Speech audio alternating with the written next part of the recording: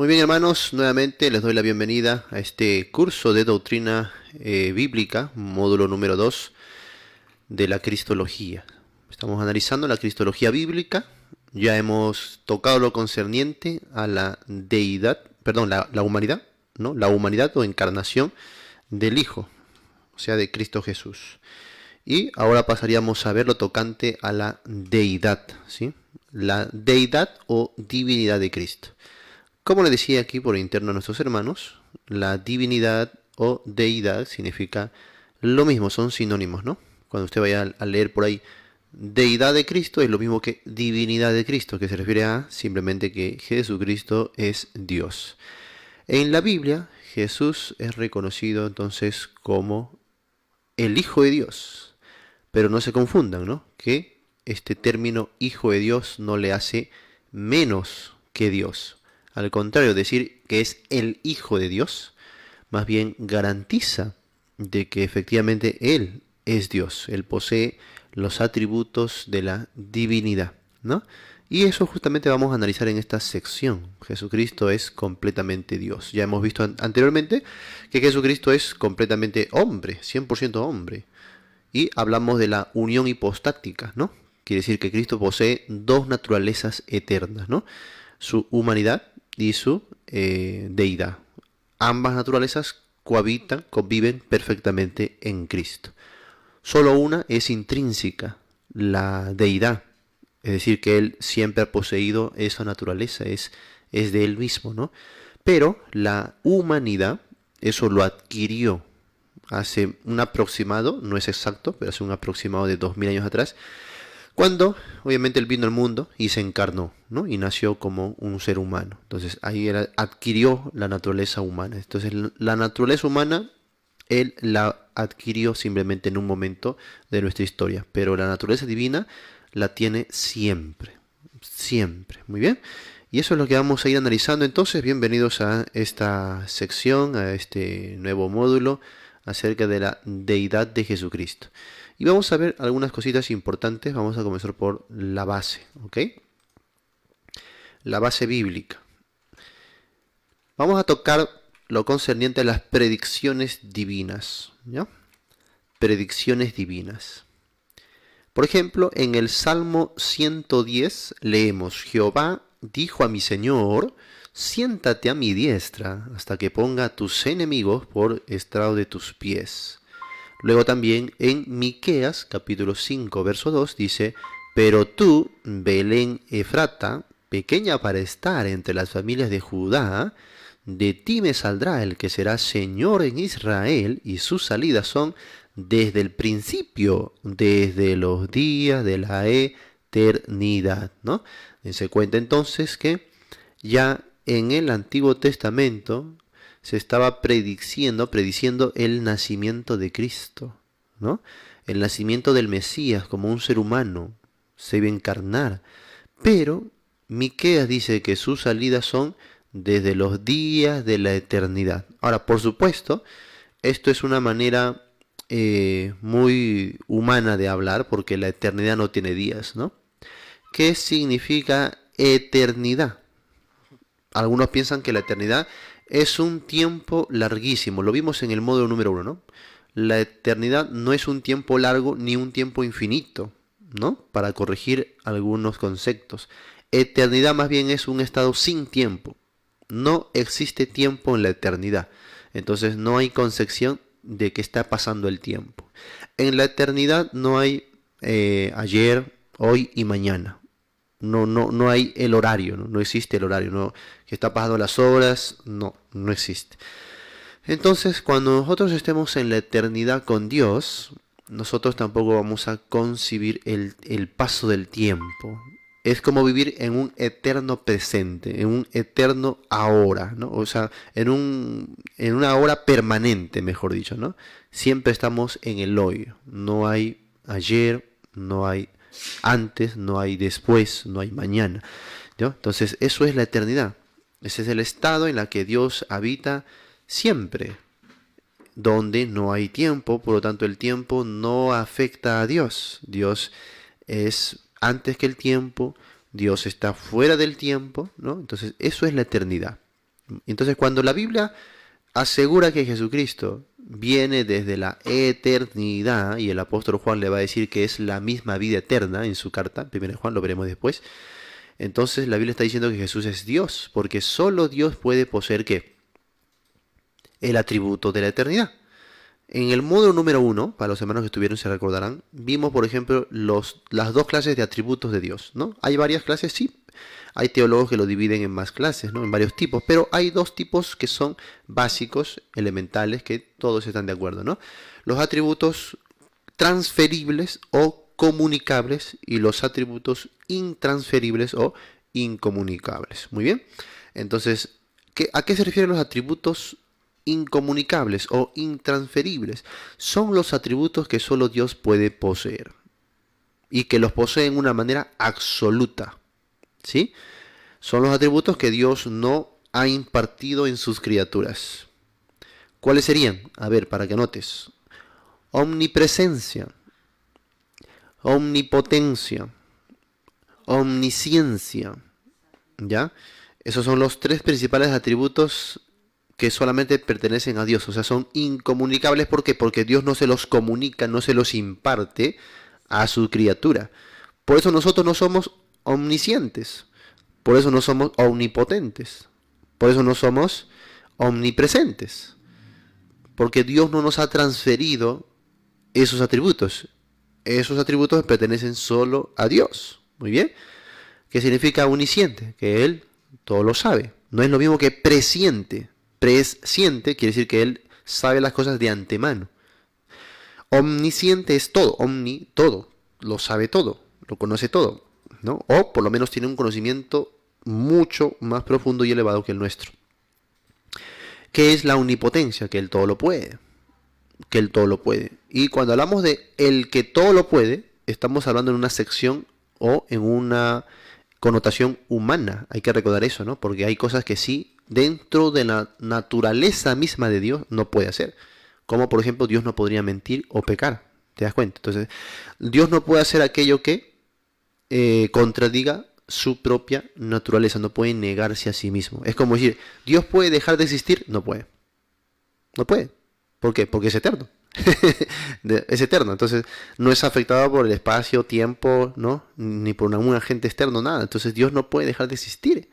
Entonces, tengan cuidado con las preguntas filosóficas, ¿no? Cuando dicen, a ver, si Dios creó todo, ¿quién creó a Dios? No, pues, esa es una pregunta mal. ¿Por qué? Porque si Dios fuese creado, no sería Dios, pues. ¿Sí me voy a entender? Para que Dios sea Dios, no tiene que ser creado, pues, hermano. No puedes hacer esa pregunta de quién creó a Dios, ¿no? Si no, vas a ir a un infinito absurdo. Por ejemplo, ¿y quién creó al que creó a Dios? ¿Y quién creó al que creó al que creó a Dios? ¿No? Y vas a ir así por la eternidad y nunca vas a llegar a nada. No, pues es un absurdo, ¿no? Se necesita entonces, cuando hablamos de creación, se necesita un ser que subsiste en sí mismo, que no sea creado, que sea autoexistente. Entonces Dios no es creado, si me dejo entender. Entonces Él posee eternidad intrínseca, Él es eterno, Él ha existido y existirá siempre. Para ir comprendiendo algunos conceptos que a veces no lo tenemos muy claro y por eso no entendemos ciertas doctrinas de la Biblia, ¿no? Pues algunos conciben la adoración al Padre, a Dios, pero no quieren reconocer al Hijo como Dios. Es porque no han entendido muchos conceptos bíblicos, si se dan cuenta, ¿no? Bueno, entonces les estaba hablando de los atributos incomunicables, ¿no? Omnisciencia, que todo lo sabe, omnipresencia, que está en todas partes, que puede estar en muchas partes al mismo tiempo. Ojo, eso también hay que corregir, ya lo habíamos visto en el primer módulo, no significa que Dios esté literalmente en todas partes. Lo que estamos diciendo es que no es alterado o no es limitado por el espacio. Entonces Dios puede, si Él quiere, estar en muchos lugares a la vez. Hay lugares donde Dios no está, por ejemplo, en el Hades, o en el Seol, o en el infierno. ¿Está Dios ahí? No. Ahora, alguno por ahí dice, sí, pero Jesús descendió al Hades. Ahí dice, no dejarás mi Hades en el... Sí, pero estamos hablando de que Jesús desciende al Hades con un propósito, porque Él quiere, porque no está limitado, pero no significa que esté ahí permanentemente. Ahora, ¿por qué? ¿Por qué Dios no puede estar en el infierno? Porque el infierno es un juicio de parte de Dios, justamente, de que estemos destituidos de su presencia. La muerte eterna es concebida como estar separados de la gloria de Dios para siempre. Entonces Dios no puede estar ahí, ¿por qué? Porque es parte de su juicio. No es porque no pueda. Entonces tienes que entender la omnipresencia como la omnisciencia, como la omnipotencia, en una esfera dentro de la propia naturaleza de Dios y en armonía con todos sus atributos. No vas a decir que porque Dios lo puede hacer todo, entonces podría pecar, podría mentir, pero no, no puede, porque no se puede limitar en su propio carácter y atributos. Es igual, no puedes decir que Dios está en el infierno o está en el corazón de los incrédulos, no, no puede. ¿Por qué? Porque contradice su palabra, contradice sus atributos, contradice su carácter. Dios se excluye de ese lugar por su propio juicio y justicia. No es que no pueda estar. Entonces hay que entender los términos bíblicos dentro de, otra vez, la esfera de la propia naturaleza de Dios y sus atributos siempre en armonía. Muy bien. Otro atributo incomunicable precisamente es la eternidad. Solo Dios es eterno. Para que algo sea eterno, entonces no tiene que ser creado, tiene que también tener subsistencia, autoexistencia, tiene que también tener la capacidad de no ser alterado por el tiempo, ¿no? Y como Dios habita entonces en un estado sin tiempo. O sea, el tiempo no le afecta en lo más mínimo, ¿no? Más bien, Él sí, Él puede controlar el tiempo, ¿sí? Sí, él lo puede hacer perfectamente, ¿no? Ahí está, por ejemplo, Josué, ante una batalla, ya iba a oscurecer y Dios le dice, no, vamos a extender el día. Se hizo un larguísimo día, el sol no se ponía para nada.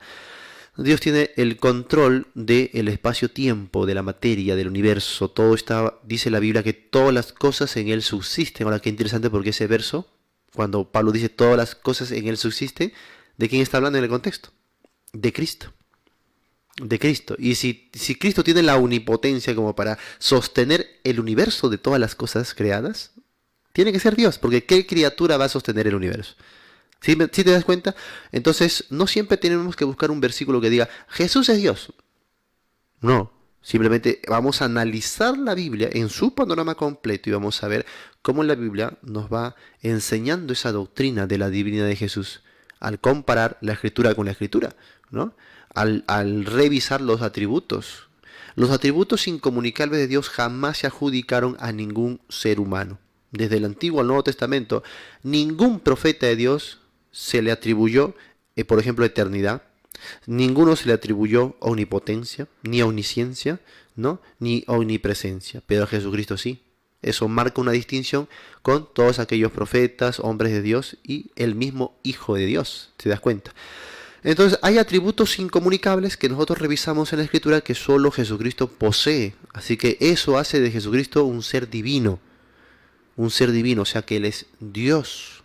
¿Sí me dejo entender?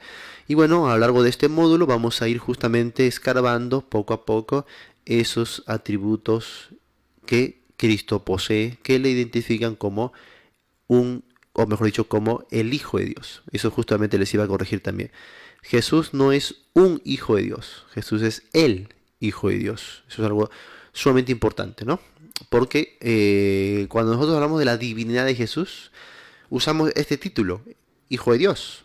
Pero por ahí algunos que refutan, dicen, sí, pero tú también acaso no eres hijo de Dios, todos nosotros no somos hijos de Dios. Bueno, hay que separar las cosas.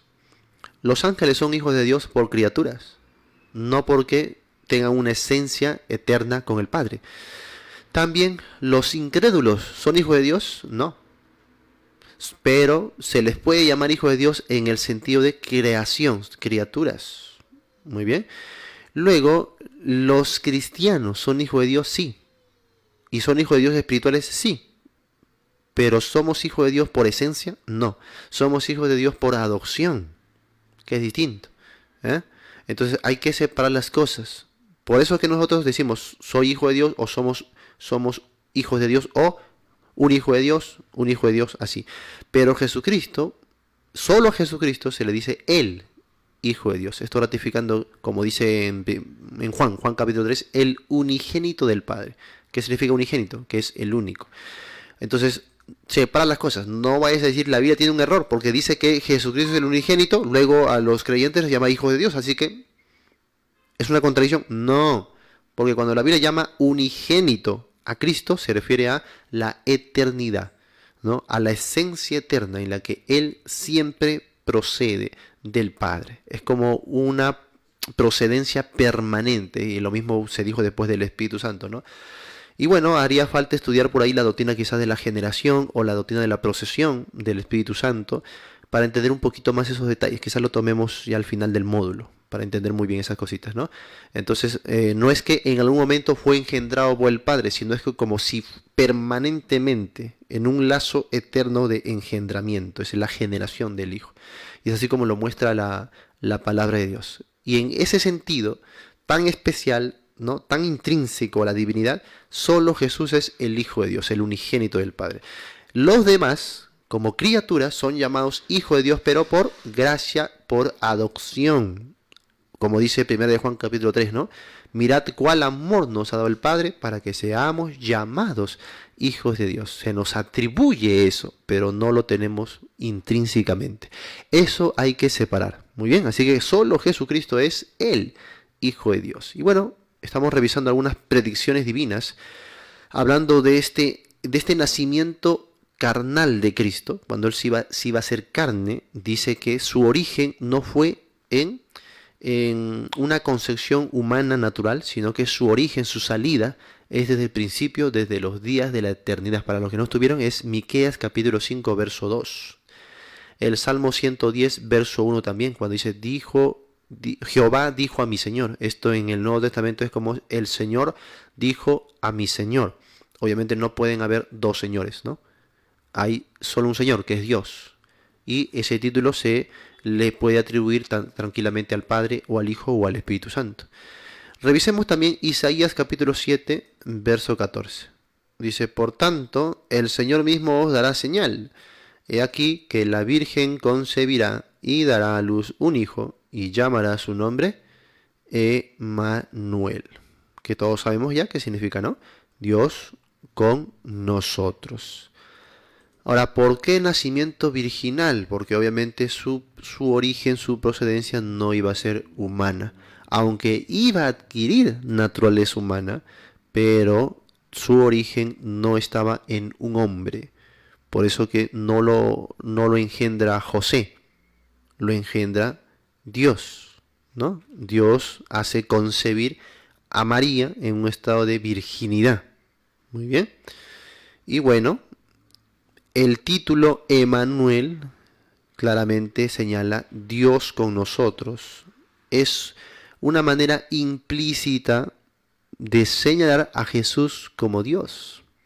No está diciendo, pues, ¿no?, uno más entre nosotros, sino Dios con nosotros. ¿Sí? Bueno, si vamos al Evangelio de Juan capítulo 1, esto quizás lo revise con mayor detalle después, pero solamente un detalle. Aquí, Juan capítulo 1. En el versículo 1 dice, en el principio era el verbo. Cuando Juan está pensando en el principio, esto es un eco de Génesis 1:1. En el principio creó Dios los cielos y la tierra. Juan entonces se remonta al inicio de todo, antes que todo fuese. Y dice que en ese principio el verbo ya existía. Eso era el verbo, que el verbo existía. Y el verbo era con Dios. Interesante esto, ¿no? Es como decir que estaba con Dios, estaba al lado de Dios. Pero al mismo tiempo dice, y el verbo era Dios. Ahora, cuando dice era, no se refiere a que en un pasado lo era y ahora no lo es, no. Se refiere a, recuerda que en el contexto inmediato él está hablando de el principio de todo. En ese principio, por eso habla en términos pasados, en ese principio ya estaba el verbo y el verbo al mismo tiempo con Dios, pero él mismo era Dios. Por supuesto, esto es un lenguaje bastante espiritual, porque nosotros, imagínate, tú dices, qué sé yo, ¿no? La persona está al lado de otra persona y al mismo tiempo era esa persona, obviamente que tú no lo vas a poder entender, ¿no? Entonces aquí son términos bastante espirituales cuando dice que era con Dios y era Dios. No lo podemos tomar una forma literal para hablar de personas, que eran la misma persona. No, porque en la Biblia va a decir que tanto el Padre como el Hijo son dos personas diferentes, pero comparten la misma esencia, que la esencia divina. Por eso dice, era con Dios y el verbo era Dios. ¿Cómo entiende usted eso? En Hechos capítulo 7:8, cuando apedreaban a Esteban, Esteban antes de morir dice que ve los cielos abiertos, ¿y a quién ve? A Jesús, a la diestra de Dios. Interesante. Como si fueran la misma persona, ¿cómo lo va a ver a su derecha? ¿Qué es la diestra? Derecha, pues. Y Esteban vio a Jesús, dice ahí claramente, le dice su nombre humano, a Jesús a la diestra de Dios. Está sentado, todavía dice, ¿no? Sentado a la diestra de Dios. Eso es interesante. ¿Ah? Los unicitarios dicen que Dios es una persona que se presenta o manifiesta de formas distintas. A veces se presenta de padre, a veces se presenta de hijo. Pero entonces, si fuera solo una persona presentándose o disfrazándose de maneras distintas, ¿cómo es que luego ves a una de esas personas sentado al lado de otra persona, que es Dios? Claramente eso, hermanos, nos está enseñando la doctrina de la Trinidad o Triunidad, que son dos personas distintas y sin embargo es el mismo Dios. Comparten la esencia divina, aunque son dos seres o dos personas totalmente distintas. Ahora, como siempre va a haber, estoy seguro de una refutación de esto, brevemente voy a ir al Evangelio de Juan. Juan 5:36 dice, mas yo tengo mayor testimonio que el de Juan, porque las obras que el Padre me dio, mira, lo trata como una persona distinta, ¿no? Las obras que el Padre me dio para que cumpliese las mismas obras que yo hago, dan testimonio de mí que el Padre me ha enviado. ¿Ve? No solo dice yo he venido, el Padre me ha enviado. El 6:39 dice, y esta es la voluntad del Padre, el que me envió. ¿Eh? El que me envió, lo trata como una persona distinta a él. ¿Sí?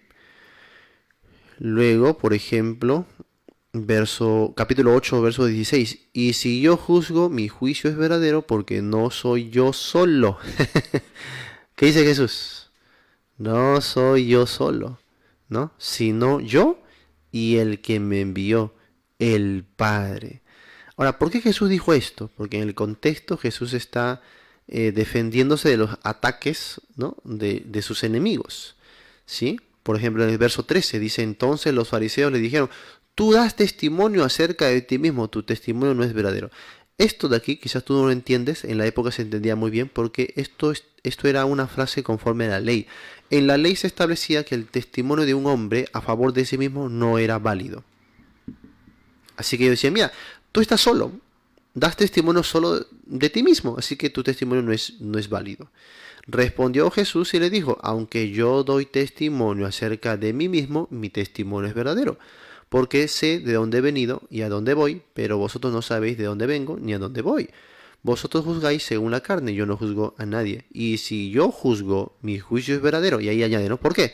Porque no soy yo solo, sino yo y el que me envió. ¿Quién es el que me envió? El Padre. Y mira, verso 17. Y en vuestra ley está escrito que el testimonio de dos hombres es verdadero, ¿no? Un duro golpe contra aquellos que sostienen la doctrina de solo Jesús, ¿no? El día de hoy. Ellos dicen, es solo Jesús. Y Jesús dice, no soy yo solo. ¿A quién le creemos? ¿A quién le creemos? ¿Ah? ¿A Jesús o a los que dicen el día de hoy solo Jesús? Jesús mismo dice, no, no soy yo solo. Porque si fuera solo un ser personal, el testimonio de Jesús no sería válido y hubiese quebrantado la ley. ¿Qué te parece? ¿No? Ahí tienes un argumento contra los unicitarios del día de hoy. ¿Ya? En la boca misma de Jesús. No, no soy yo solo, somos dos.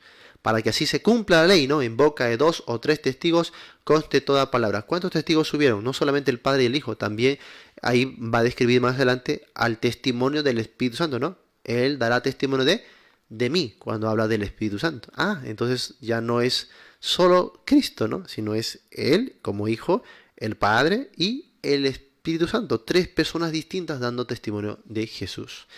Y así se sostiene la doctrina de la Trinidad. Hace falta entonces ir a cada pasaje, cada capítulo, cada libro de la Biblia con paciencia, ¿no? Y no estar simplemente buscando una serie de versículos favoritos. Hay que contemplar todo el contexto. Y así la Biblia va a ser muy clara porque ella se explica a sí misma. Muy bien, volviendo a Juan 1. Entonces dice ahí, el verbo era Dios, claramente. Ahora, si a algunos no les convence, como en caso de los testigos de Jehová, que dicen, no, que ahí hay un artículo jo, y el artículo jo se puede escribir como un. Por lo tanto, ahí diría, el verbo es un Dios. ¿No? Y eso le pasa por estar usando solamente interlineales y no estudiar a fondo, ¿no? Cuando ellos ni siquiera entienden la gramática del griego. Es cierto que tiene un artículo jo, pero no es cierto que el artículo jo siempre se deba interpretar o traducir como un, porque se va a aplicar a todos los términos, a todos o sea, ese artículo se va a aplicar siempre. Entonces puede, por ejemplo, si diría jólogos, tú lo puedes traducir como una palabra o simplemente como palabra. Simplemente, ¿no? Ahora, entonces, obviamente que ellos van a escoger la parte que le conviene. Y va a decir, aquí se traduce como un. Pero si tú sabes gramática griegos, vas a poder entender de que no siempre se traduce como un. También se puede traducir simplemente con el verbo, con el sujeto que está ahí, ¿sí? Entonces, ¿cómo yo sé que debo ponerle un o no debo ponerle un? Por el contexto. Por el contexto.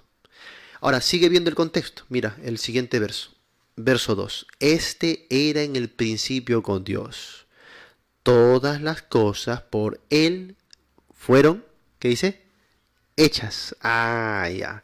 Había otro atributo incomunicable de la divinidad. ¿Te acuerdas cuál era? ¿Ah? Ya hemos visto omnipresencia, omnipotencia, omnisciencia, no, omnipresencia, eternidad. Otro atributo que solo Dios posee. ¿Te acuerdas o no? A ver, díganme ustedes. No, la presencia ya lo vimos. Otro atributo, y aquí ya se los dije, con solo leer este verso ya se lo estoy diciendo. Dice, todas las cosas por Él fueron hechas, y sin Él nada de lo que ha sido hecho fue hecho. ¿Qué otro atributo posee solo Dios? Creación. Muy bien, la creación. Solo Dios puede crear, solo Dios puede crear. Entonces, si dice que el verbo creó todas las cosas, ¿qué dice Génesis 1.1? En el principio creó Dios los cielos y la tierra. Y los cielos y la tierra, no vaya a ser como un hermano que me dijo, pastor, ¿y dónde está el mar ahí? No, cielos y la tierra es un hebraísmo que se utilizaba para describir el todo del universo. Cuando dice cielos y tierra se refiere a todo el planeta, al sol, a la luna, a las estrellas, a todo el cosmos. Es un hebraísmo.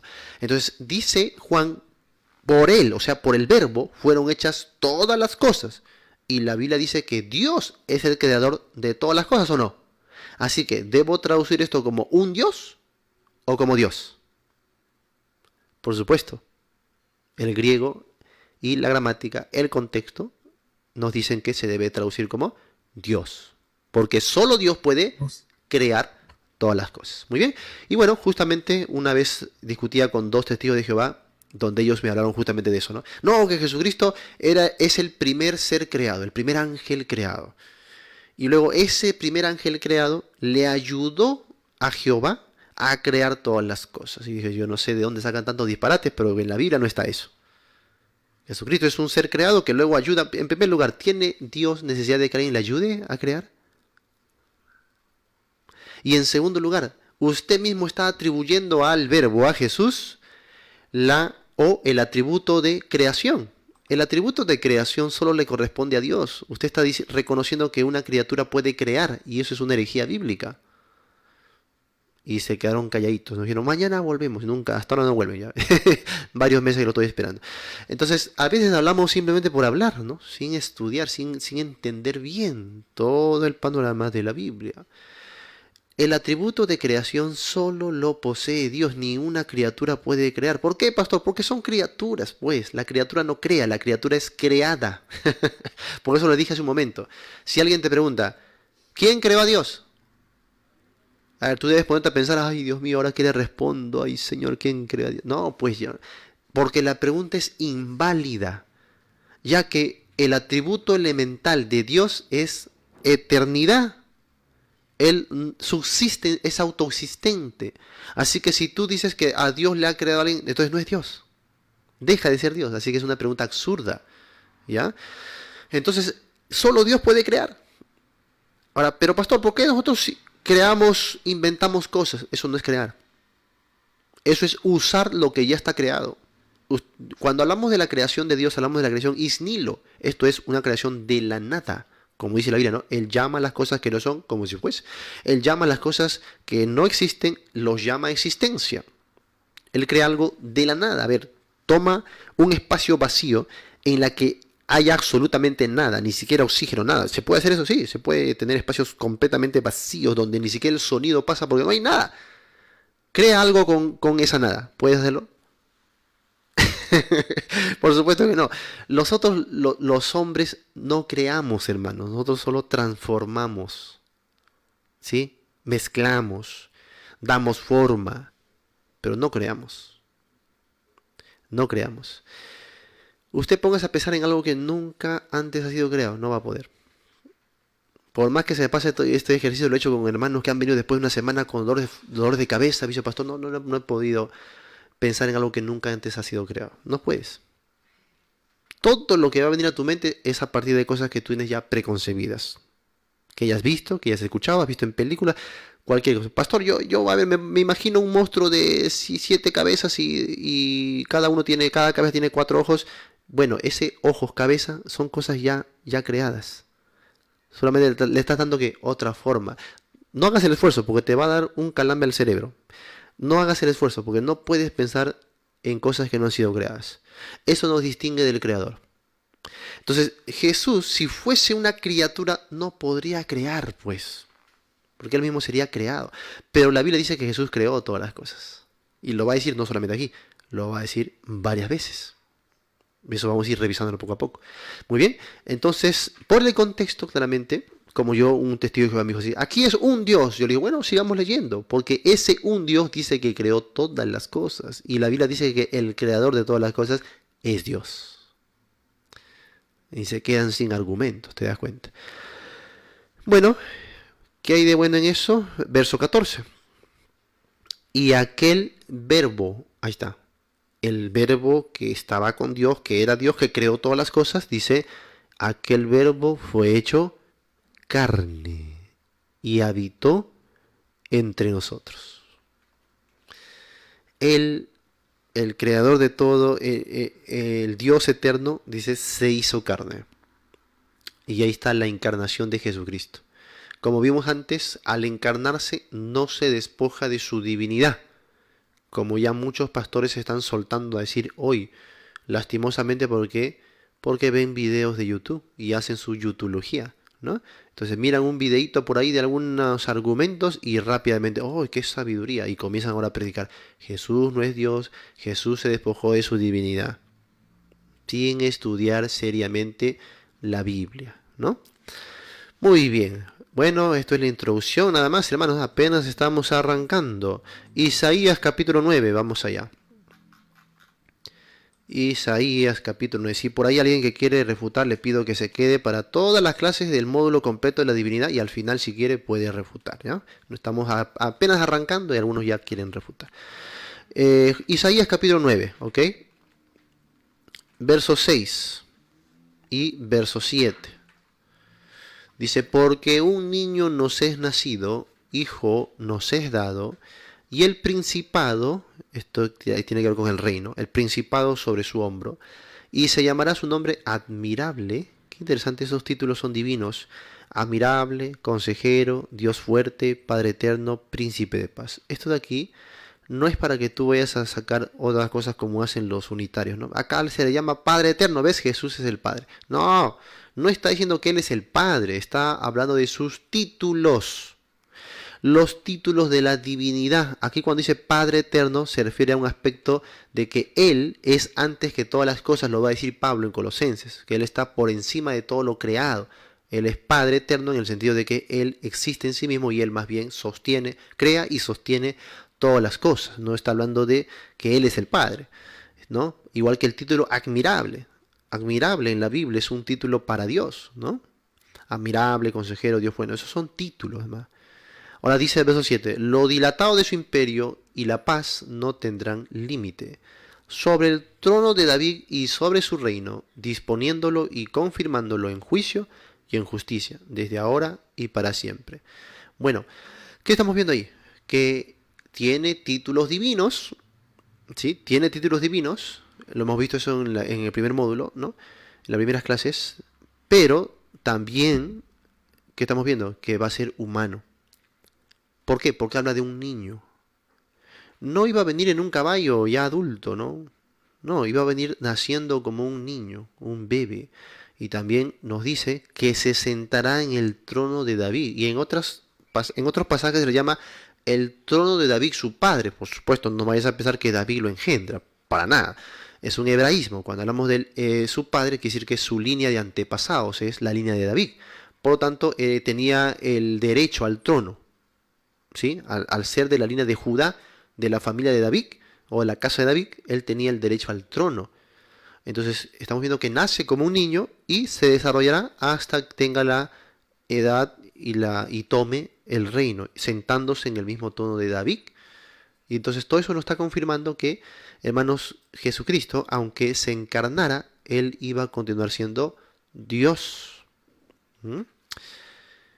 Muy bien, Jeremías 23, verso 6, o del verso 5.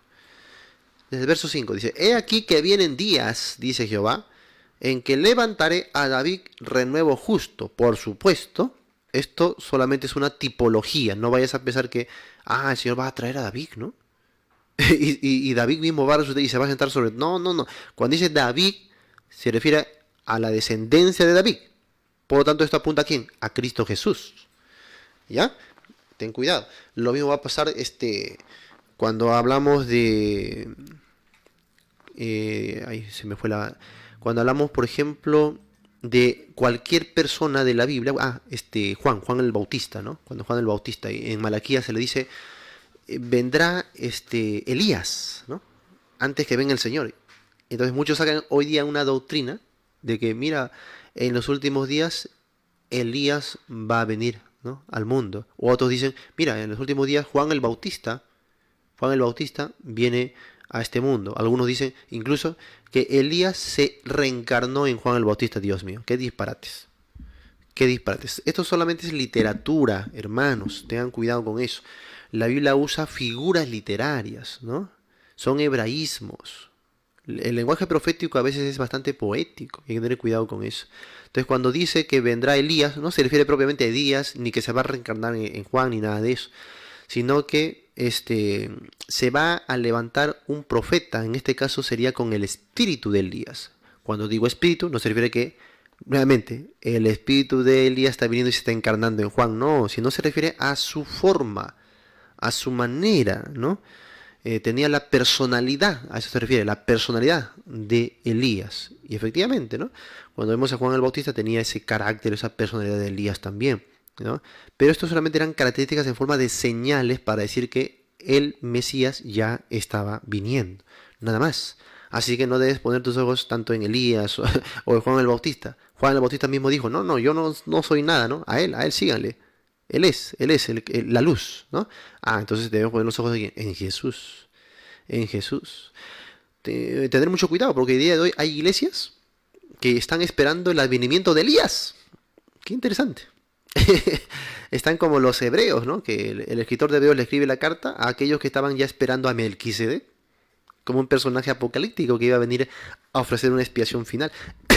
Y así muchos están esperando hoy, en vez de esperar al Señor Jesús, están esperando a Elías.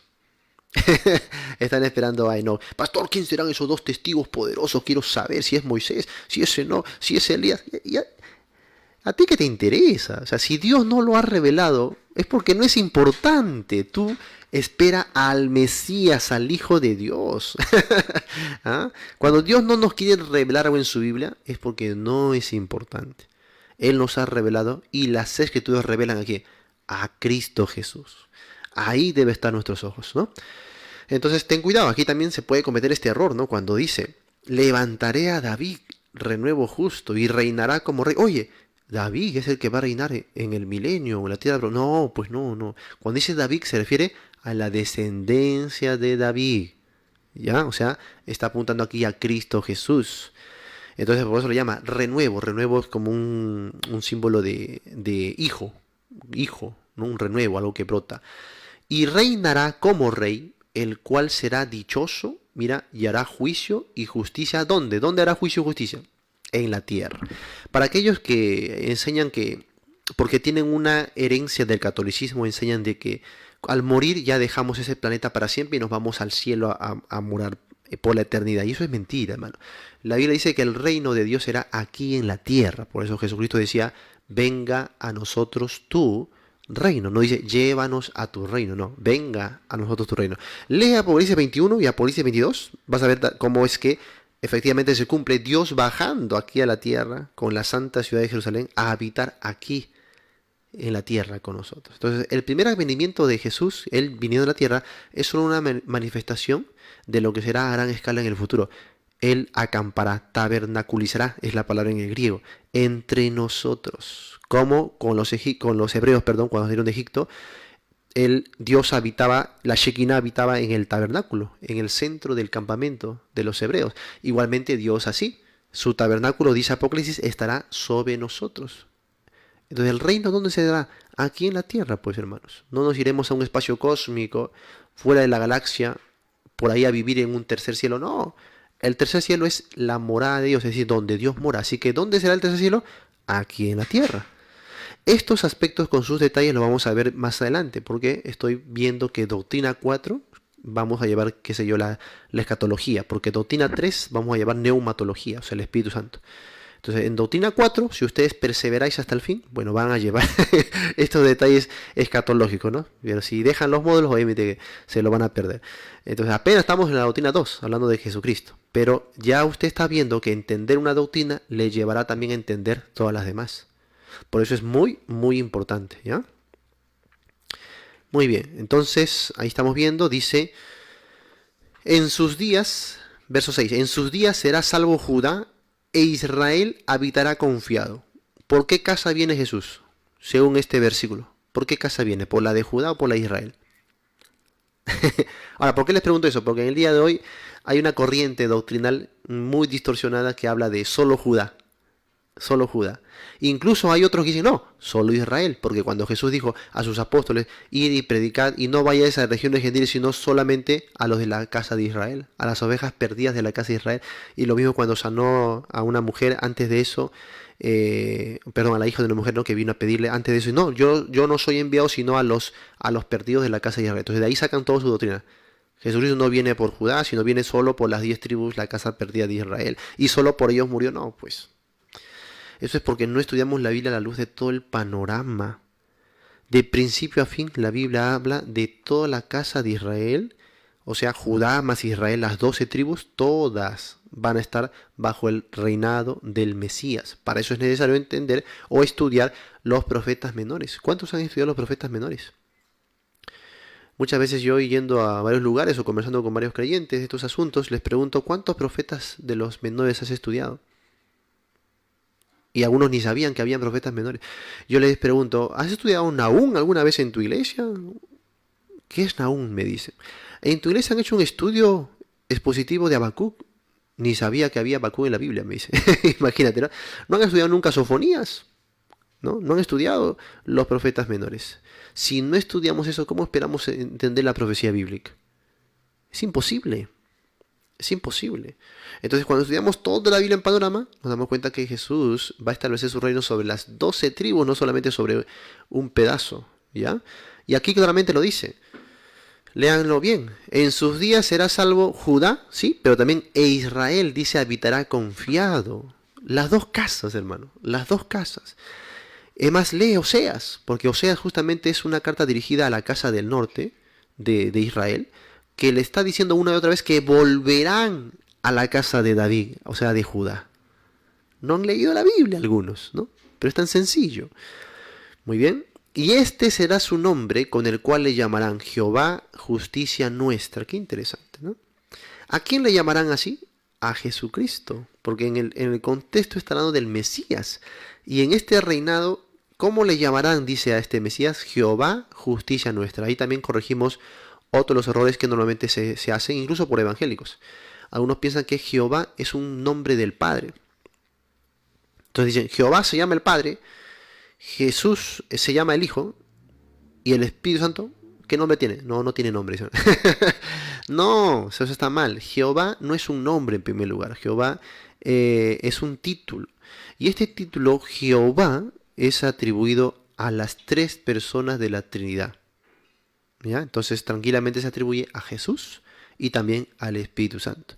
¿Cómo lo sabemos eso? Simplemente con comparar la escritura con la escritura. Compara los versos del Antiguo Testamento con el Nuevo Testamento y te das cuenta cómo en el Antiguo se menciona a Jehová y cómo se cumple en el Nuevo, en Jesús o en el Espíritu Santo. O sea, Jehová en realidad es un título para hablar de la divinidad. No se restringe solo al Padre. Hay que tener bastante cuidado con eso. Por ejemplo, en Génesis capítulo 2, en el capítulo 1 ya había dicho que Dios creó todas las cosas, pero en el capítulo 2 es bastante específico cuando dice Jehová Dios creó. Jehová Dios creó. Jehová Dios creó. Y luego, a lo largo de toda la Biblia, dice que Jesús creó todas las cosas. Luego también dice que el Espíritu Santo ha creado y también el Padre ha creado. Entonces, cuando dice Jehová Dios creó, se refiere a las tres personas de la Trinidad. Muy bien. Bueno, entonces ahí tenemos otra evidencia en Isaías capítulo 9. ¿No? En Jeremías 23:6 también, ¿no? Tenemos evidencias de lo que se había predicho acerca de Cristo. Quizás la profecía más antiquísima estaría en Génesis 3:15. Porque esta profecía se hizo en los primeros días, ¿no? Muy cercano a los primeros días de la creación. Se le hizo a Adán y a Eva. Génesis 3:15. Y dice, pondré enemistad entre ti y la mujer, y entre tu simiente y la simiente suya, ésta te herirá en la cabeza, y tú le herirás en el calcañar. Esto es a lo que los teólogos han denominado el protoevangelio, que cuando tú lo analizas cuidadosamente encierra en sí el evangelio completo, y el evangelio en la Biblia simplemente es un viaje de la creación a la nueva creación. En la nueva creación tenemos el reino del Mesías. Y antes de que suceda el reino del Mesías, Él va a subyugar o va a destruir los imperios del mundo que actualmente están siendo dominados o controlados por Satanás, que es la serpiente antigua, ¿no? Entonces la Biblia habla de todo esto en todas sus páginas, en todo su panorama. Y en resumen, ¿no? Como semilla se encuentra contenida aquí en Génesis 3:15, que es el protoevangelio. Y aquí ya hablaba de un vencedor, un campeón, que iba a derrotar a la serpiente y se iba a establecer entonces como el indicado para devolverle al hombre su diseño original. Por eso en Cristo, mejor dicho, en Adán perdimos, ¿no? nuestra semejanza a Dios, nuestra imagen, caímos de la gloria de Dios, y en Jesucristo, el postrer Adán, recuperamos esa imagen y la gloria de Dios, ¿no? Entonces eso es toda la Biblia. Toda la Biblia se está resumiendo en un solo versículo. Y aquí estamos viendo de que claramente habla de la simiente de la mujer. Por supuesto, la mujer no tiene simiente. Pero entonces, ¿por qué se dice la simiente de la mujer? ¿No? Está hablando de humanidad. O sea que el vencedor iba a ser un hombre. Ahora entiendes por qué. A partir de ahí hasta el último libro de la Biblia, Satanás siempre está persiguiendo a los mismos hombres para tratar de erradicar esa semilla del Mesías. Por eso persiguió mucho a Israel y quiso aniquilarlo una y otra vez, aunque nunca lo logró ni lo logrará, porque obviamente Dios con su mano protectora va a guardar siempre a su pueblo. Hasta la primera venida lo guardó porque iba a venir el Mesías a nacer de Israel. ¿Y por qué lo está guardando ahora? Porque el Mesías va a venir a reinar a través de Israel. ¿Sí me dejo entender? Entonces, toda la Biblia ya estaba anunciando de antemano esos dos advenimientos del Mesías. Uno para ofrecerse a sí mismo, ¿no? Por los pecados, y otro para venir a reinar y destruir a sus enemigos para establecer, obviamente, su reino eterno, su reino mesiánico. Muy bien, así que todo esto ya lo vemos, hermanos, de antemano profetizado en las páginas de la Biblia. Por supuesto hay muchísimo más, ¿no? Pero por causa del tiempo solamente revisamos estos. Luego vamos a ver algunos nombres divinos, ¿sí? Algunos nombres divinos que hemos nosotros ya visto de repente. Ahí está, nombres divinos. Primero, Él es llamado Dios, ¿sí? Por ejemplo, en Juan 20:28 dice, entonces Tomás respondió y le dijo, Señor mío y Dios mío. O sea, sí, Cristo a veces va a ser llamado Dios directamente. Romanos 9:5, vino Cristo, dice Pablo, el cual es Dios sobre todas las cosas. el cual es Dios sobre todas las cosas, bendito por los siglos. Amén. Luego en Tito 2:13 dice, aguardando la esperanza bienaventurada y la manifestación gloriosa de nuestro gran Dios y Salvador Jesucristo. Aunque los testigos de Jehová han tratado de torcer este versículo y decir, no, que ahí el conector en el griego es kai y el kai separa a uno de otro y dice nuestro Dios y Salvador es otro, Dios es uno, el Salvador es otro. Por más que hagan malabares con lo que quieran, el texto es clarísimo. El texto está hablando de Cristo Jesús y todo el contexto está hablando de Jesús y se le llama gran Dios y Salvador. Entonces se está reconociendo a Jesús como Dios, ¿no? Muy bien. Luego, Él es llamado también el Hijo de Dios. El Hijo de Dios. Esto denota igualdad con Dios, en primer lugar. En Lucas 4:41 dice, también salían demonios de muchos dando voces y diciendo, mira lo que decían los demonios, ¿no? O sea, los demonios a veces en la Biblia también son tomados como testigos, ¿no? Ahora, ¿por qué? Porque los demonios, antes de ser demonios, ¿qué eran? Eran ángeles, pues, ¿sí, no? Y habitaban en la morada celestial y ahí habían conocido a las tres personas de la Trinidad, pues, ¿no? Y así como los serafines cantaban santo, santo, santo, cuando miraban, contemplaban la divinidad, tres veces santo. ¿Por qué? Por la Trinidad, pues. Igual estos demonios habían contemplado eso, así que conocían a Jesús, ¿no? Y decían así, tú eres el Hijo de Dios. Pero él los reprendía y no les dejaba hablar porque sabían que él era el Cristo. ¿Ve? Los demonios creen, muchos humanos hoy no creen, o sea, son peores que demonios. Muy bien. Y luego también Juan 5:25 dice, de cierto os digo, viene la hora, y ahora es, cuando los muertos oirán la voz del Hijo de Dios, y los que la oyeren vivirán. También Juan 5:18. Por esto los judíos aún más procuraban matarle, porque no solo quebrantaba el día de reposo, sino que también decía que Dios era, mira, su propio Padre. Ojo, no es decir Dios nuestro Padre en términos generales como creación o como adopción, sino que Dios era su propio Padre. O sea, como que Él comparte la esencia misma con el Padre. Esto es una generación eterna de parte del Hijo, ¿no? Esto era el propio Hijo de Dios, o sea que su digamos así, su naturaleza de Hijo era intrínseca, ¿no? En su propia existencia.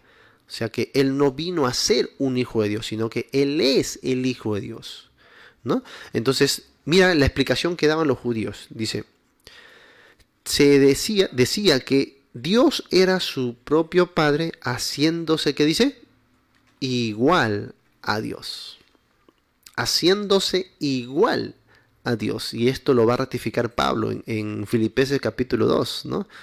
En Filipenses capítulo 2, del 5 al 11, lee todo eso.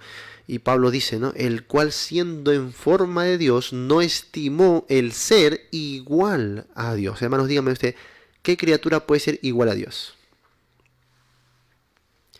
¿Qué criatura puede ser igual a Dios? Ninguna. Y si alguien es igual a Dios, ¿qué se quiere decir? Que es Dios mismo.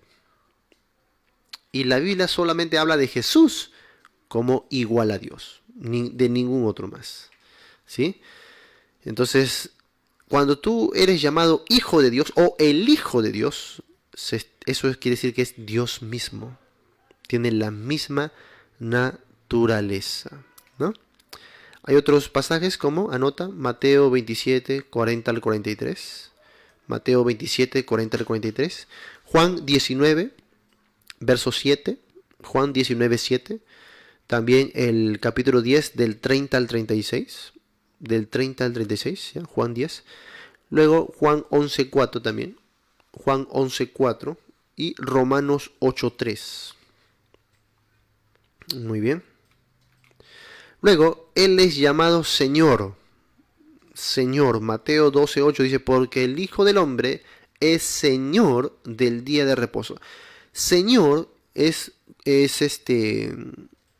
Curios, ¿ya? A uno le llaman Kyrios, no importa. Curios es amo, dueño, supremo, ¿no? El Señor, el amo, el que está por sobre todo. Y dice que el Señor, Él es el Hijo, ¿eh? El Hijo del Hombre, dice, es Señor del día de reposo. Interesante esto. ¿Por qué? Primero, por creación. Porque ¿quién creó todas las cosas? Dios, y Jesús estaba ahí creando con el Padre y con el Espíritu Santo, creando todas las cosas. Él creó aún el tiempo y los días, ¿no? Muy bien. Luego también por tipología, porque el séptimo día, el Shabbat, era una figura que anunciaba el reino de Cristo, simplemente, ¿no? Y también por institución. ¿Quién estaba en Éxodo 20 instituyendo ahí la ley al pueblo de Jesucristo también? ¿Sí?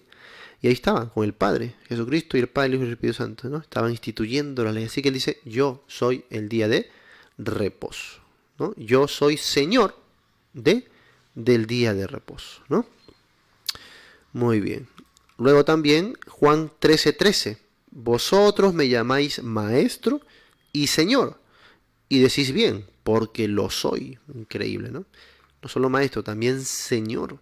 Este título Señor, por si acaso, es el mismo título que en el Antiguo Testamento, ¿cómo se llama esto? Significaría lo mismo, o sea, prácticamente es la misma palabra que Jehová. Este título Señor equivale a Jehová en el Antiguo Testamento. Los testigos de Jehová, si tú no sabes, ellos te dicen, por ejemplo, mira, aquí en el Nuevo Testamento no se menciona a Jehová para nada. ¿Ves? Tu Biblia está adulterada. Dicen, han cambiado, han quitado el nombre de Jehová. Cuando ellos me dicen eso, yo digo, bueno, no hay ningún problema, para mí mucho mejor. Por eso la mejor Biblia para evangelizar a los testigos de Jehová es su propia Biblia, ¿sí? Porque en realidad a ellos no les conviene que en el Nuevo Testamento digan Jehová, porque toda su doctrina cae al suelo. Es como aquí. Aquí, por ejemplo, si ponemos Jehová en vez de Señor, ¿qué estaría diciendo? ¿Ah? ¿Qué estaría diciendo? Yo soy maestro y Jehová lo soy. O sea, Jesús estaría diciendo que Él es Jehová, pues. Que Él es Jehová. Y así va a pasar con muchos versos. Con muchos versos. Donde se le atribuye a Jesús ser el mismo Jehová del Antiguo Testamento. Así que los testigos de Jehová se van a caer para atrás. Así que, ¿quieres evangelizar testigos de Jehová? Usa la traducción del Nuevo Mundo de las Santas Escrituras. Mucho mejor para evangelizarles. Ya que ellos le meten en sus cabecitas, le meten que todas las Biblias, todas las versiones de las Biblias del mundo están adulteradas. Que han sido corrompidas por la Iglesia Católica. Entonces, para ellos, la mejor versión, la versión no adulterada, es la versión del Nuevo Mundo de las Santas Escrituras, ¿no? De los testigos de Jehová. Nosotros sabemos que eso es un error, pero no hay problema. Evangelízale con su propia Biblia. Y ahí se da cuenta de que su propia Biblia los aniquila, hermano, ¿no? Su propia Biblia es más clara con relación a la divinidad de Jesús y también del Espíritu Santo. ¿Ya? Muy bien. También vamos a ver Hechos 16:31. Ellos dijeron, cree en el Señor Jesucristo y serás salvo tú y tu casa. El Señor, ¿no? Y también Apocalipsis 19:17. Y en su vestidura y en su muslo tiene escrito este nombre, Rey de Reyes y Señor de Señores. Así que estamos viendo aquí como Cristo es llamado Dios, también es llamado el Hijo de Dios, es llamado Señor y luego es llamado por otros nombres divinos. Por ejemplo, Apocalipsis 1:17 dice, cuando le vi, caí como muerto a sus pies, y él puso su diestra sobre mí diciéndome, no temas, yo soy el primero y el último. Eso está en Apocalipsis capítulo 1, vamos allá, versículo 17. Es interesante comparar la escritura con la escritura, porque ahí nomás nos vamos a dar cuenta de varias cositas, ¿no? Por ejemplo, mira en el verso 8, estamos en Apocalipsis número 1, ¿eh? Dice, yo soy el alfa y el omega, principio y fin, dice el Señor, el que es y que era y que ha de venir. Ahora, esto de el que ha de venir, si tú te das cuenta, cuando cierra la carta, Apocalipsis, cuando cierra el libro, si quieres vaya al último capítulo, al capítulo 22, mira quién es el que ha de venir. ¿Ya? Capítulo 22. Entonces, mira lo que dice. Verso 7. He aquí vengo pronto. Bienaventurado el que guarda las palabras de este libro. ¿Sí? He aquí vengo pronto. ¿Ya? Mira lo que dice el verso 8. Yo, Juan, soy el que oyó y vi estas cosas. Y después que las hube oído y visto, me postré para adorar a los pies del ángel que me mostraba estas cosas. Pero él me dijo, mira, no lo hagas, porque yo soy consiervo tuyo, de tus hermanos los profetas, y de los que guardan las palabras de este libro. Adora a Dios. Mira, adora a Dios. Luego dice el verso 12. Y he aquí, yo vengo pronto, y mi galardón conmigo, para recompensar a cada uno según su obra. Yo soy, mira, el alfa y la omega, el principio y el primero y el último.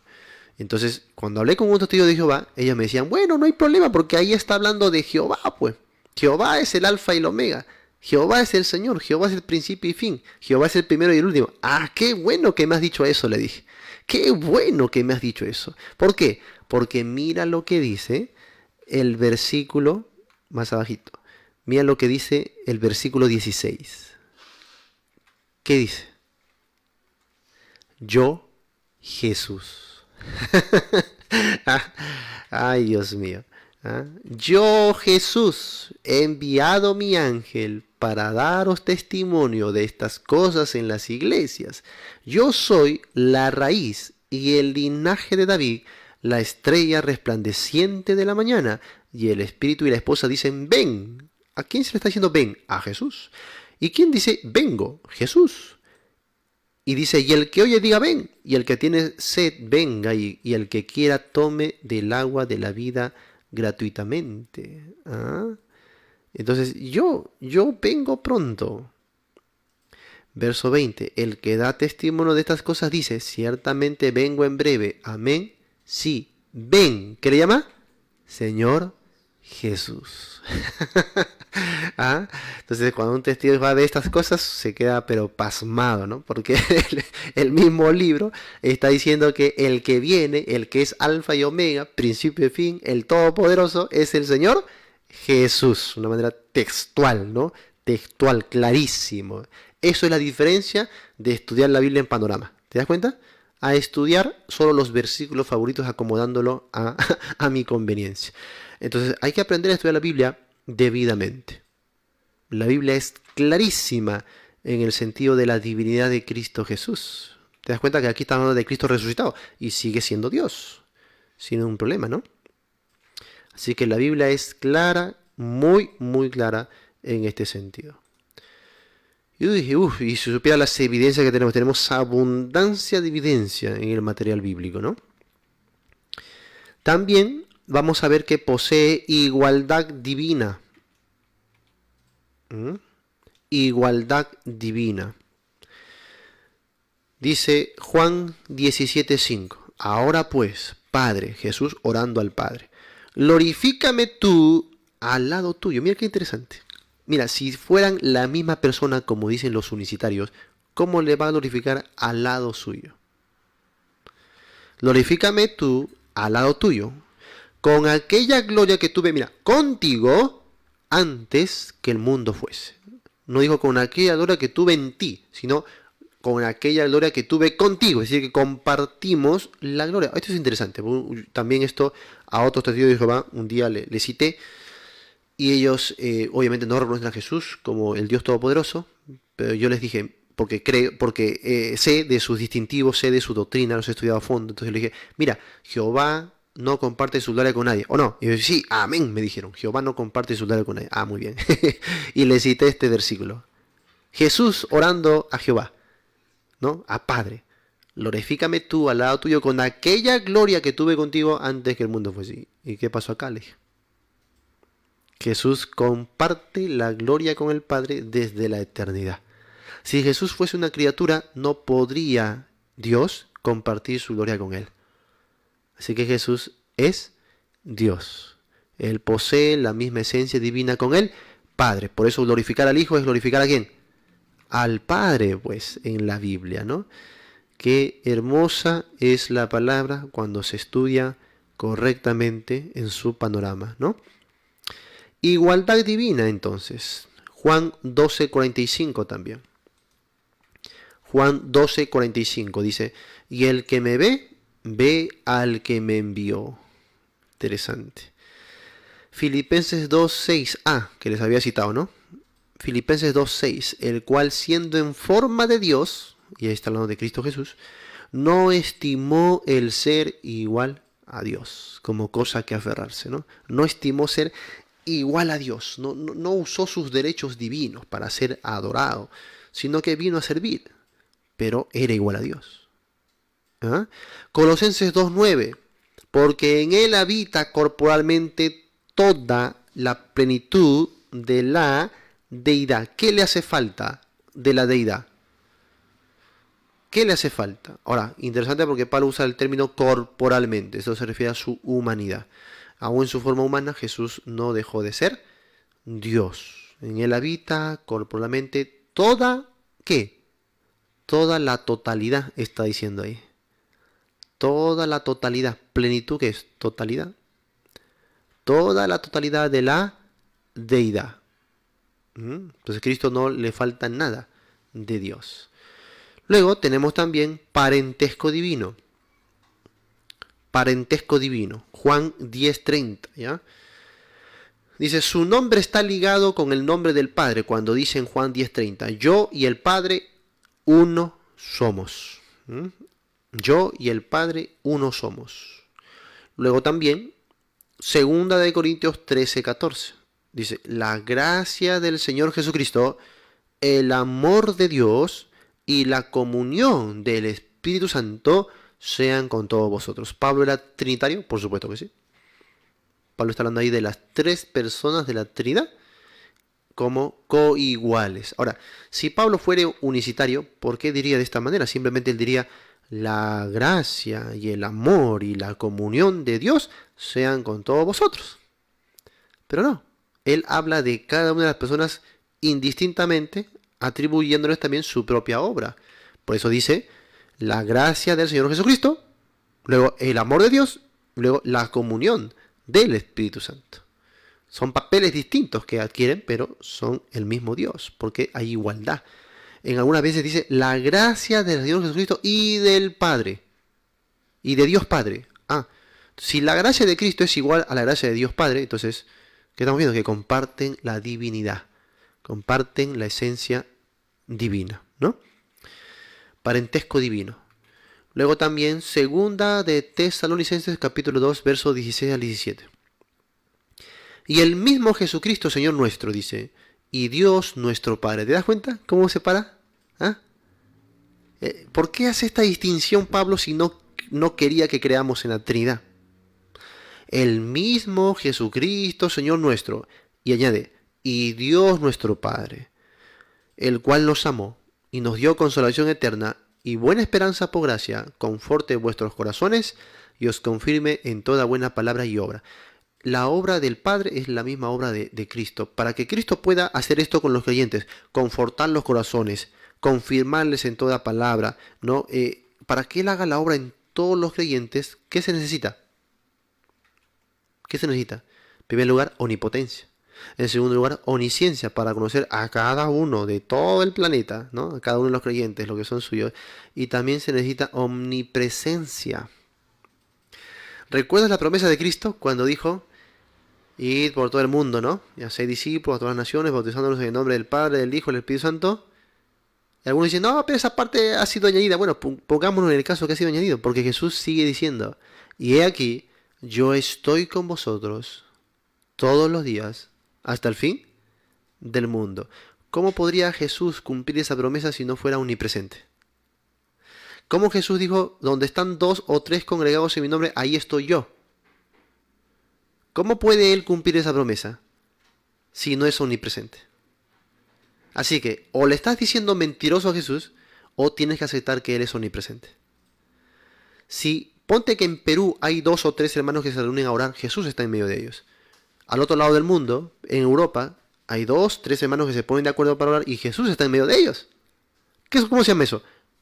Omnipresencia. Yo estoy, perdón, yo estoy con vosotros todos los días. ¿Cómo puede cumplir esa promesa de estar con todos los creyentes todos los días si no fuera omnipresente? Y si aceptamos por revelación bíblica que Jesús es omnipresente, ¿qué estamos diciendo? Que Jesús es Dios. Muy bien. Sino, ¿de qué otra manera podría cumplir estas promesas? ¿De qué otra manera Pablo está seguro que la gracia de Jesucristo, su amor, su poder, su confort, su palabra, está con los creyentes todos los días?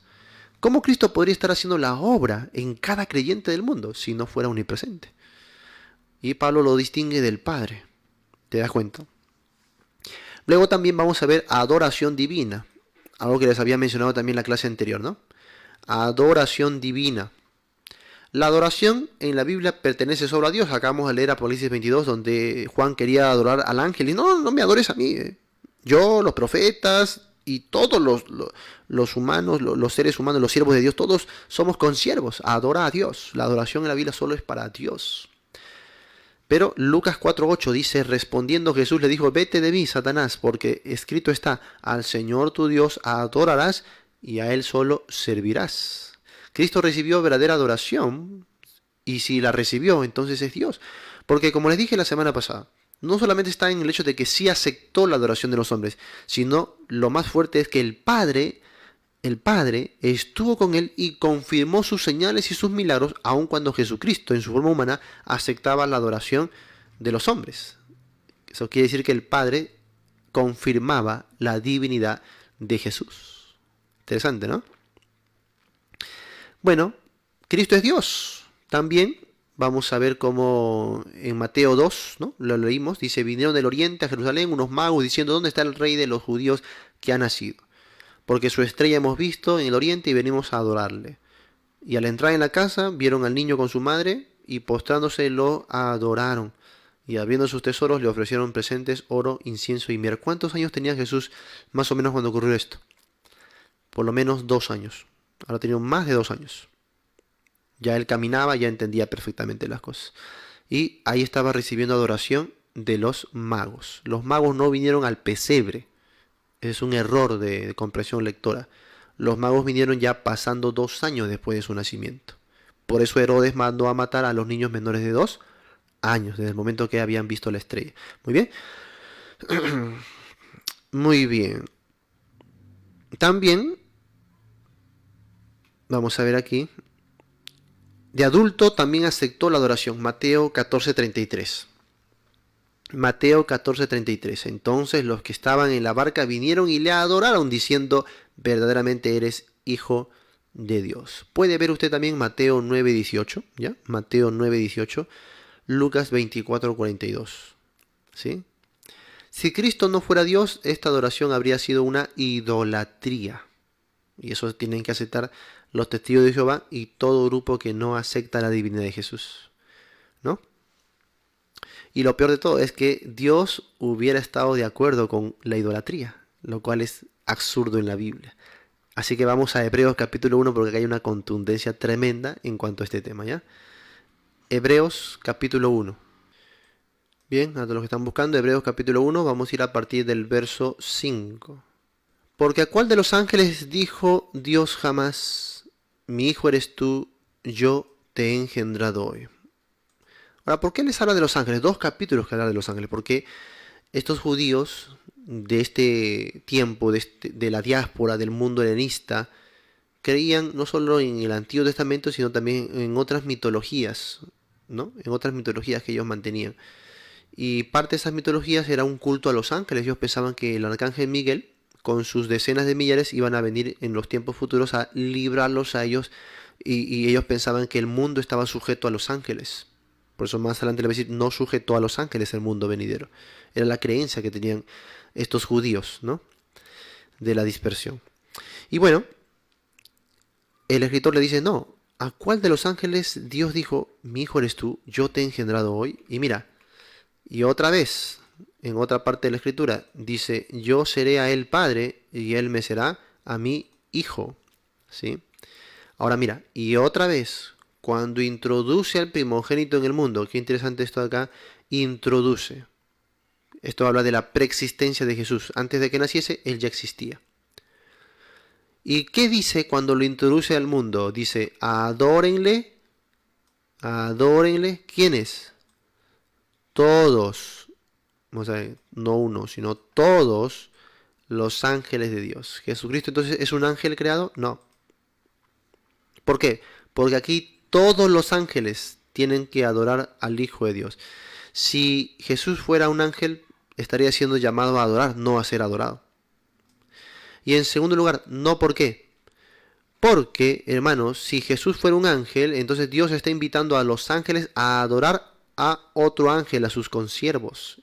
Y hemos visto en Apocalipsis 22 que los ángeles no reciben adoración de nadie, solo de Dios. ¿Cómo Dios va a decir, adórenle todos los ángeles de Dios? Dios estaría a favor de la idolatría. Eso es absurdo en la Biblia. Entonces sácale estos versículos ahí a los testigos y a todo aquel que quiera negar la divinidad de Jesús, ¿no? Ciertamente, y sigue comparando, de los ángeles dice, el que hace a sus ángeles espíritus y a sus ministros llamas de fuego. Más, mira, en contraste, más del Hijo dice, ¿ah? Tu trono, oh Dios. Esto en el griego, hermanos, es un vocativo. Esto debe ser traducido como una exclamación. Lo que está diciendo es en forma de adoración. ¡Tu trono, oh Dios! Eso está diciendo. En el griego es un vocativo. Entonces, aquí le falta los signos de exclamación. Porque así se traduce los verbos vocativos, ¿no? ¡Tu trono, oh Dios! Lo está exclamando, lo está adorando. Entonces, no solo los ángeles, el mismo escritor, citando, ¿no?, los salmos, reconoce esta adoración. Tu trono, oh Dios, por el siglo del siglo, eternidad. Cetro de equidad, es el cetro de tu reino, señorío. Señorío, esto de acá, señorío, esto de acá, eternidad. Luego, has amado la justicia y aborrecido la maldad, por lo cual te ungió Dios, el Dios tuyo. Acá también esto es un vocativo. O sea, la traducción correcta sería, por lo cual te ungió, oh Dios. Lo está exclamando, sino que a veces nuestras traducciones no están firmemente, no son perfectas, pues obviamente, ¿no?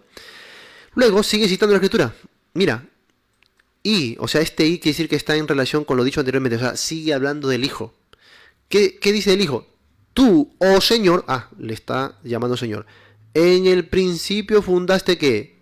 La tierra, y mira bien con atención esto, porque otra vez alude al principio de la creación, ¿sí o no? Y hemos dicho que la creación es un atributo intrínseco solo a ¿quién? A Dios. Solo Dios puede crear. Y aquí al Hijo se le dice, en el principio fundaste la tierra, y los cielos son obra de tus manos. Atributos divinos aplicados al Hijo, o sea, Jesucristo. Saca todo este capítulo cuando hables de la divinidad de Jesús. 11. Ellos perecerán, mas tú permaneces. Subsistencia, eternidad. Mira, y todos ellos se envejecerán como una vestidura, ¿sí? Y como un vestido los envolverás y serán mudados, ¿sí? Pero tú eres el mismo y tus años no acabarán. Aquí está hablando de dos atributos también divinos. Uno, cuando dice tú eres el mismo, está diciendo que Él es inmutable, no cambia, no muda. Las otras cosas creadas sí, serán mudadas, cambian, pero tú no, tú eres el mismo, separándolo del universo de las cosas creadas, claramente. Y luego añade, y tus años no acabarán, eternidad, eternidad. Y no se queda, sigue, ¿no? ¿Cuánto alimento hay acá? ¿Cuánto argumento bíblico? Pues, ¿a cuál de los ángeles sigue hablando de los ángeles, no? ¿A cuál de los ángeles dijo Dios jamás, siéntate a mi diestra? ¿Cómo se puede sentar a su diestra, o sea, a su derecha? Porque son dos personas distintas. hasta que ponga tus enemigos por estrado de tus pies. Esto habla de su reino. Esto habla de su reino. Muy bien. Entonces, wow, tremendo capítulo, hermano. A partir del verso 5, Hebreos capítulo 1, tremendo capítulo para sustentar la divinidad de Jesús. También, para cerrar, Juan 5:23, para que todos honren al Hijo como honran al Padre. El que no honra al Hijo, no honra al Padre, que le envió. Para que todos honren al Hijo como honran al Padre. ¿Cómo puede ser esto? Solo si Jesús es Dios, ¿no? Esto ha sido evidente en todas las épocas, que los cristianos han adorado a Cristo como Dios. Los renacidos en Cristo no habrían quedado satisfechos con la adoración de un mero ser humano. Cristo es llamado a ser adorado. Si Cristo no fuera Dios, ¿qué sentido tendría esa adoración? Tendría ningún sentido. Amados hermanos, hasta aquí vamos a llevar la clase de hoy. Espero que sea de bastante edificación para vuestras vidas.